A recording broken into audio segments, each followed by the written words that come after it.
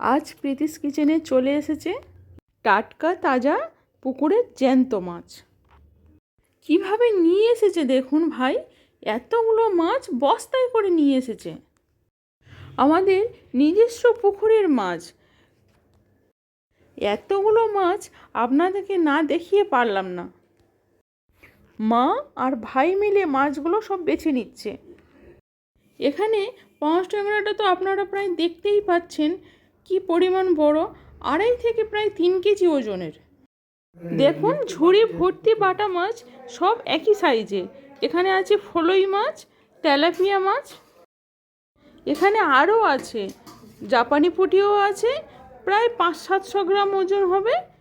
আর কতগুলো দেখুন কি সাইজের বড় বড় মৌটি মাছ এবং পুকুরের দেশি পটকে চিংড়ি। দেখুন এখানে পাঁচ ট্যাংরাটা এখনও জ্যান্ত রয়েছে। ভিডিওটা শেষ অবধি দেখতে থাকুন, কেমন লাগলো কমেন্ট করে জানাবেন।